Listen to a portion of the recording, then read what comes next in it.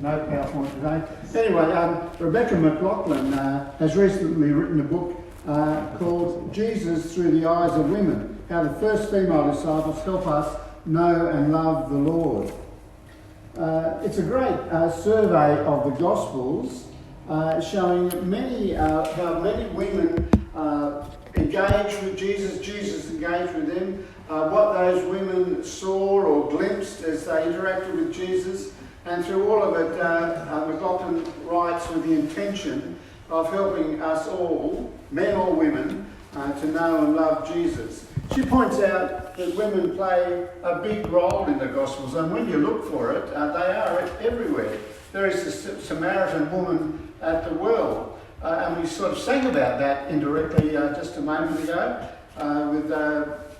At the wells, Jesus offered living water. Drink of that and you'll never thirst again. This was a long, textured, personal conversation between Jesus and this woman, in which he made significant first-time revelations about himself. The woman said, "I know the Messiah is coming into the world," and Jesus said, "I am he." Many women were healed or forgiven by Jesus, and Jesus had significant conversations with several of them. We learn much about Jesus as well as about the women.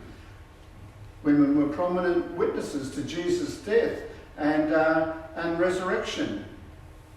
They became very significant historical witnesses to the most momentous events in world history.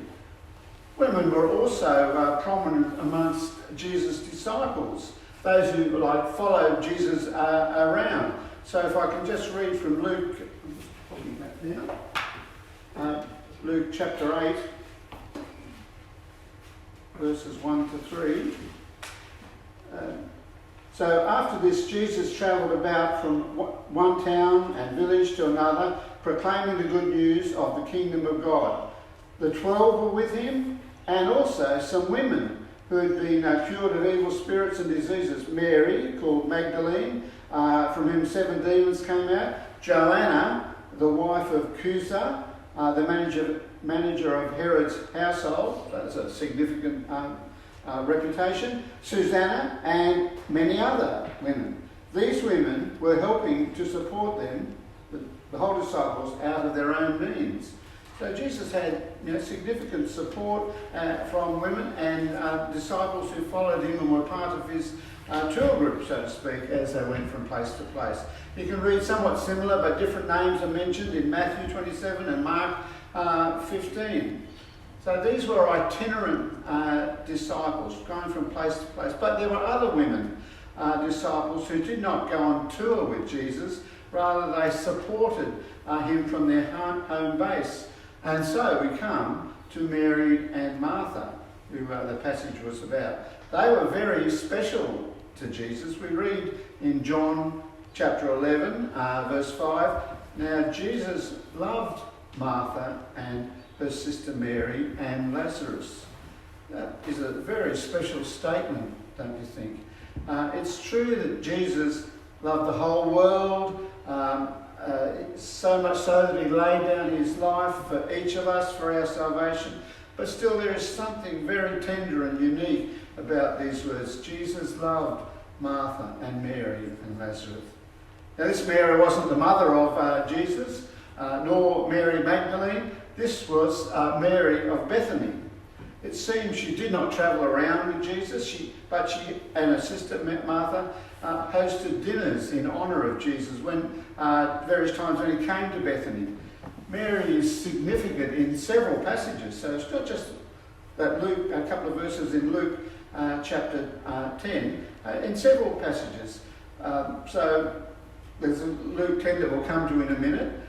In John chapter 11, which is the account when Lazarus, their brother, is raised from the dead, we have some amazing conversations recorded between Mary and Martha and Jesus, in which Jesus declares, "I am the resurrection and the life. Whoever believes in me, although he dies, yet shall he live."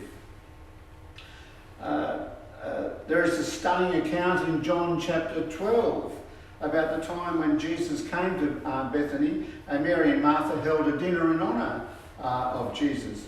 Now Martha was serving at the dinner, as she does, and they were clearly disciples of Jesus. At that dinner, Mary took a pint of pure nard, an expensive perfume, and poured it on Jesus' feet and body. It must have been really expensive, because as reported there, it was worth a year's wages. In Mark's Gospel, chapter 14, 8 to 9, we read Jesus' words where he speaks about this incident. She, Mary, poured perfume on my body beforehand to prepare for my burial. Truly I tell you, wherever the gospel is preached throughout the world, what she has done will be also told in memory of her. This extravagant act of Mary's showed that she had great devotion to Jesus. It shows also, I think, that she grasped the significance of Jesus and his death even before it happened. And it seems to me that she was quite a bit ahead of most of Jesus' male disciples in understanding Jesus. But it also shows that Jesus loved and appreciated Mary. He publicly sort of commended her in such a wonderful way. And since the story is written in the Gospel of John, it's true that Mary's devotion is remembered whenever the Gospel is preached throughout the world. So it's simply not true that at its heart, Christianity suppresses women. For his time, perhaps for all time, Jesus was revolutionary in the way he treated women with respect, both publicly and privately. Jesus transformed the world in many ways, of course, and is still doing so. But amongst those ways is the way he brought women into the foreground. He made several key revelations of himself specifically to women. Women were key witnesses to his death and resurrection, and much more, as you can find out if you read the Gospels or if you pointed to them through McLaughlin's book. The world still has so much to learn from Jesus. So my wife, Kathy, and I teach bridge. It's a card game. We teach it, but we facilitate a community of bridge players. It's a way that we get opportunities to get to know people who are not Christians. It's a way that we get to make a little contribution to the mental health and community of older people. Kathy and I do it together. Kathy is just as capable, better than I am at teaching our bridge and certainly at integrating people into the community. But too often it seems people ignore Kathy and they just want to pay attention to me. It's an inbuilt sort of cultural prejudice against women, I think. Jesus did recognise God-given differences between men and women, but ancient historians, some looked at Christianity and mocked it as a religion for women. I don't think that's something to be mocked, but anyway, they did, and I suppose that they did so in no small measure is due to the way Jesus treated women with respect and valued them, and they were attracted. So that's the first part. Mary and Martha. Let's now come to the account of Mary and Martha in Luke chapter 10. So it's not specifically about the fact that they're male or female, but what happened on that occasion, what we learn about Jesus here. Now Jesus and his disciples were travelling from village to village, and they came to Bethany, where a woman named Martha opened her home to him. Presumably, now there's quite a large band of disciples coming around, presumably the 12, but from what we read elsewhere, it's quite likely there were quite a lot of others as well. It's a big thing to open your house to such a crowd of travellers, no doubt hungry and weary from their journey, and it's especially a big and risky thing when the authorities are already plotting to kill Jesus. You're putting his life and family at risk, I reckon, doing this. I know what it's like. Not that last bit, but the organisation part. Even when our family comes over for dinner, there's our three daughters and their husbands and the 8 grandchildren and Kathy and myself, and we love to have them over, of course. But it means so much preparation. Chairs and tables have to come out and be rearranged. High chairs have to be got out. Toys and bikes have to come out. Certain precious things have to be taken away from the hands of sometimes wild grandchildren. The lawns and garden need a bit of preparation, cooking and, the cooking, planning the meal and all that, getting the timing just right. I'm sure most of you know what I'm talking about. So I really sympathise with Martha. Now, no doubt there is a very full backstory to the simple words in the passage. Martha was distracted by all the preparations that had to be made. So that's Martha. She was busy with all the preparations. But Martha had a sister, Mary, and what was she doing? Mary sat at the Lord's feet listening to what Jesus said. Mary sat at the Lord's feet. Now, Jesus' disciples typically sat at the feet of their rabbi. Paul, the apostle, spoke of studying at the feet of Gamaliel. That's the way they talked about it. So Mary's posture here is probably significant and meant to be significant. Implies a great respect, a commitment to learn from this great rabbi. Long before Mary poured out the expensive perfume on Jesus, she recognised that Jesus was special. It was probably from some of these discussions like she was having just then that she learned this. She sat at his feet, listening to him, lapping up everything he said, and she took it in and understood that he was a special person. It's very countercultural in ancient Jewish times for a woman to be a disciple in this way, and it was very countercultural for an ancient Jewish rabbi, so Jesus, to relate to a woman like this. Ancient Jewish literature is filled with hundreds, thousands, I suppose, of discussions between rabbis and their disciples, but it's very rare indeed to find a woman active in any of those sort of relationships. They're talked about, but they're not involved in those discussions. So Jesus was very special in the way he related to women. He gave them the dignity of inviting them into his presence and sharing about himself. And so it's not surprising, I suppose, that down the centuries and in both ancient and modern times, Christian congregations typically have more than 50% female. I'm not sure about here. I think it might be more than 50% male. Does anyone like to do a head count? But anyway, I'm impressed or unimpressed, I'm not sure, but just an observation. Very good. Let's move on. What can we learn about Jesus and salvation from the interchange between Mary and Jesus? Well, we have Martha hard at work with all the preparations, Mary sitting at Jesus' feet. Martha's not impressed. She went to Jesus complaining, I suppose, "Lord, don't you care that my sister has left me to do all the work by myself? Tell her to help me." I wonder what you think of Jesus' reply. "Martha, Martha," he commences. This doubling of the name was a Jewish way of expressing compassion and concern. And Jesus somewhere else said, "Jerusalem, Jerusalem," when he came to the outskirts of Jerusalem. He's concerned about, and he spoke of his care for Jerusalem. It's a way, perhaps it's a bit like us saying, "My dear Martha," or "Oh Martha," I can't do the expression, but anyway, something like that. So it implies a compassion, and what follows is a mild rebuke, but expressed in a kind, compassionate way. "Martha, Martha, you are worried and upset about many things, but a few things are needed, or indeed only one. Mary has chosen what is better, and it will not be taken away from her." Jesus' response is a bit challenging.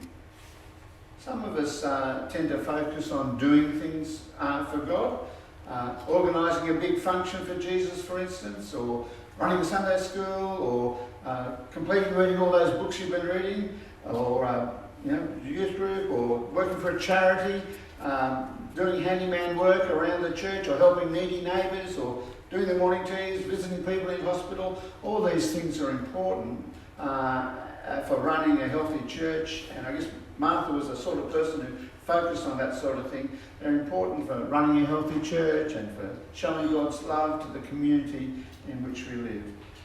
But Jesus' response here shows that devotion to Jesus himself is the core matter. Mary sat at Jesus' feet. She wanted to take every opportunity to learn from Jesus and get to know him and show her respect for him. She chose the better thing, Jesus says, and Jesus would not take it from her. So what do you think?